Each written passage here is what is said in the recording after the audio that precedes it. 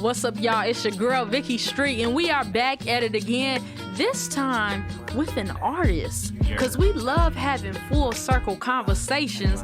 Everybody give it up in your living rooms, in your cars, on social media for my man, Super Dakario, y'all.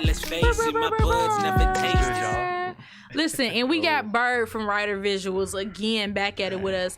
I just thought it would be cool to bring these two creatives together to just talk. It's so much that we can talk about. True, definitely. Really quick, I want to focus on Dakario. Okay, for those of you who don't know, it's like Dakario rhymes with Mario, and he got the super in front of it, and it ain't for no reason. So Dakario, I know that you are very inspired by things like video games. Yeah. Anime, if I'm wrong, correct me. Okay. Look, you got on a T-shirt. It looked like anime. It's actually merch from Victoria Monet's. I thought that was Sexy Red for a second. I should have known. So you love anime? Am I right in that aspect? I love anime. Yeah. Okay, I see it popping up everywhere. Yeah. I already read your bio. Mm-hmm. You know, you last put out an EP. I want to say it's in 2019. Yeah. So that was the last project that I put out. It was in 2019, right before the pandemic. Titled Life is a Game. It was like 10 songs. But your whole brand is kind of around like this video game type of thing, right? Yeah, I would say, Super Dakario. So the name stems from obviously Super Mario, one of the most iconic video game characters. Love it. Shout out Nintendo. Hopefully they don't come after me. Right. But I got the name. I got the name from one of the some of the homies. Like we would just be like kicking it and like playing Smash. And I would use Mario. Like that was the character that I went to. So that's it kind of dubbed me that, and then that's it kind of I got interested in music and rapping, and it kind of became that. Do you think video games like Mario are considered like real competitor video games? Because I only play stuff like that and Guitar Hero. But if you ain't playing Call of Duty, is you not real? Nah, I personally only play like fighting games. I don't really play anything else for real. Interesting. Real. So I I'm playing the new Mortal Kombat, and I've been having a lot of fun. Oh, I haven't gotten to that yet. It's fire.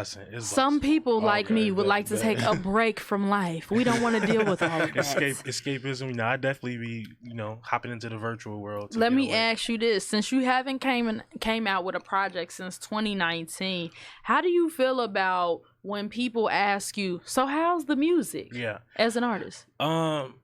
It's always interesting when people ask that, because it's you haven't listened to it, so I guess you wouldn't know how the music is. But I'm still doing what I do, and I'm also in a trio. So the last solo project that I put out was in 2019, but I'm in a trio known as Black Christoph, and we've dropped 2 EPs. The last EP we dropped was earlier in the year. So yeah, it is annoying, but also people be trying to catch up, so you gotta let them know what's going on in your life. And shit, the music going fine. Can I curse, Loki? Yeah, no, I feel like we've been cussing all night. I got Salo mouth like a mother. I said a couple N-words. If I curse too much and it's way too much, I'll bleep it out myself in the edits. You just let me know. Oh, true post. No, we cool. So not to assume, but you haven't made a full EP right since 2019, right? Yeah, that was the last time I had a full body of work for real. So I know what I was doing from 2019 to 2013. The world was in an entire pandemic. 2023. Yeah. Right. So I get overwhelmed with that question. So what are you doing right now? How's the music? Why are you asking these small talk questions? I want to know from you, what do you feel, in your artistic opinion, is needed to create art? That's a good question, because when the pandemic, when we was in it, and I had a lot of people had got laid off their jobs and was just just getting whatever they ate that they was given, and I realized that the way that I write music, it's based on what I'm currently dealing with in life type shit. So before the pandemic, I was working 2 jobs and was moving around a lot, going to open mics, going to shows, and doing whatever, and then everything stopped, and I was damn, I don't have nothing to write about. And so for a long time I wasn't creating anything because I didn't have anywhere to pull from, for real. like, and I used to do a lot of my writing when I was commuting, like on the CTA, like on the train or the bus or whatever. So like, I would be on the train, I would be writing, and then now I'm not going to work, so I'm not having that normal routine that I normally would have that creative time. So it was just really weird, and it was like, I was kind of depressed, low key, like, damn, like, what's going on? Nah, like, yeah, that's a good question. Nah, I was definitely, I think you have to have things going on. Like, you don't have to be the busiest person, but like, if you're not doing anything, it's hard to talk about. We had to force ourselves to be creative, like, and to do something like around that time. You know, it was such a crazy time. You know. But let me ask y'all this: we not done with them times. There are a lot of people who are still feeling the effects of the pandemic. I low key feel like we're not out of the pandemic. I had COVID over the summer. People like are still getting COVID. Yeah. How are you all dealing with COVID as content creators?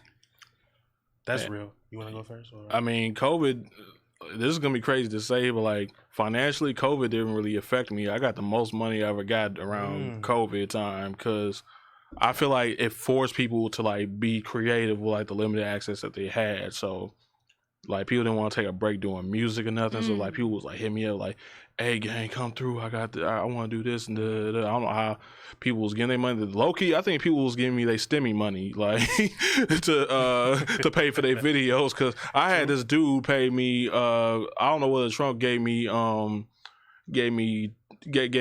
$1,200 this one time, but he literally gave me a whole $1,200 to shoot a video. Yeah. He said, "Could I have it back like in like 2-3 days of this price?" I'm like, sure. So you got busy, didn't you? I was getting like stimmy money like crazy. I had to have money. Yeah. I'm getting stimmy money. So yeah. So like I wasn't going outside for real. Like you know, I think around the pandemic I was cool. You know, I don't know about I really want to know from like the artist side like how y'all was affected by it because I never really asked for real. Right. Because he's like the business and you're technically the service.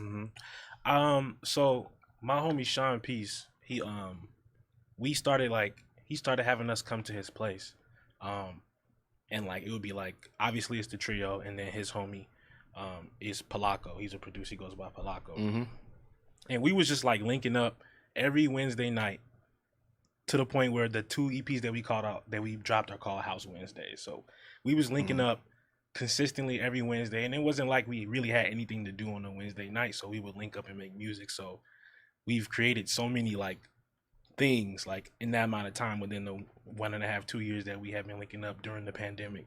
And like that was dope because like we really got to like lock in and like figure out like craft our sound and we want to bring more people in and have them come through and collaborate with us. So Wednesday nights, if you're around, pull up. But yeah, like when everything slowed down, we got to be more intentional and slow down as well, I feel like. With crafting and creating. With that note, thank you so much for coming to the Vicky Street Show and watching the whole thing. It's been an honor to host and curate you through this conversation this evening. And hey, I ain't got nothing else to say. Okay, it's your girl Vicky Street. We out. Here we go.